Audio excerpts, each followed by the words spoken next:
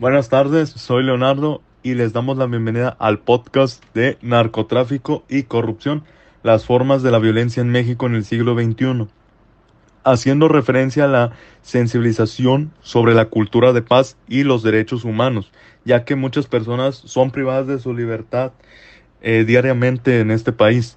Indudablemente ligada al aumento del poder del narcotráfico, la violencia ha tomado en México un lugar central en el debate público y ha debilitado al gobierno por su poca capacidad para controlar estos grupos criminales. Pero, ¿quiénes son los actores de esta violencia? Y sobre todo, ¿qué relaciones sostienen con otros actores sociales, desde la base hasta el vértice de la pirámide social?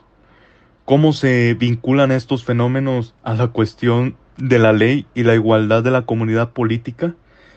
Y ahora mis compañeros Marcos, Ángel y Jorge nos hablarán más sobre este tema. Buenas tardes, soy Marcos. En México del siglo XXI se caracteriza por un desconcertante aumento en la violencia. Si bien entre 1997 y mediados de la década del 2000 se habían asistido a una disminución constante y regular de la tasa de homicidios, este experimentó un gran aumento de 2008 a 2011 y luego un ligero descenso en 2012 y 2013. Desde 1992 la tasa de homicidios había disminuido de manera constante y regular, pasando de 22 asesinatos anuales por cada 100.000 habitantes a 8, pero entre 2008 y 2011 se triplicó, hasta alcanzar la cifra de 24 homicidios por cada 100.000 habitantes. Este aumento de la violencia se ha visto además acompañado en muchos casos por fenómenos de crueldad que apenas han retrocedido desde 2011.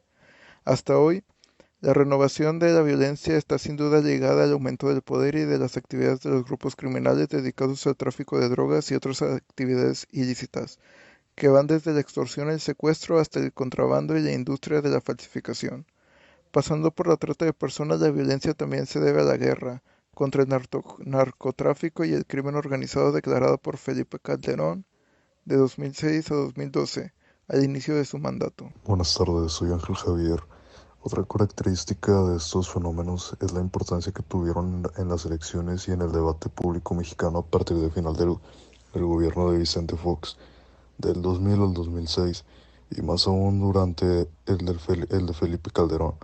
Si bien a finales de la década de 1990 los actos de violencia eran percibidos bajo el doble registro de sucesos periodísticos o de aracismos sociopolíticos condenados a desaparecer poco a poco ante el progreso de la democratización y la modernización económica del país, se convirtieron de alguna manera en tema recurrente de debate público.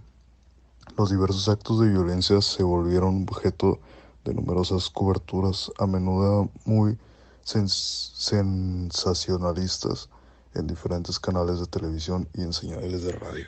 Buenas tardes, soy Jorge Andrés.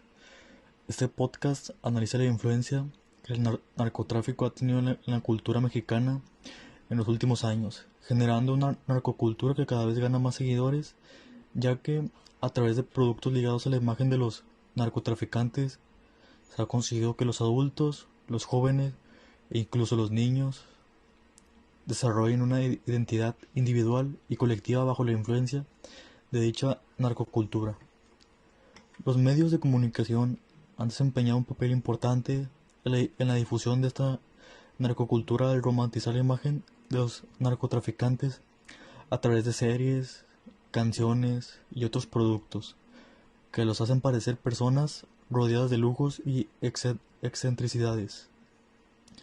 Este fenómeno ha tenido un impacto drástico en la cultura mexicana, que ha generado cambios en el consumo de productos como ropa, bebidas, cine, música e incluso el turismo, pero principalmente en la forma de percibir a los narcotraficantes como ídolos y modelos a seguir.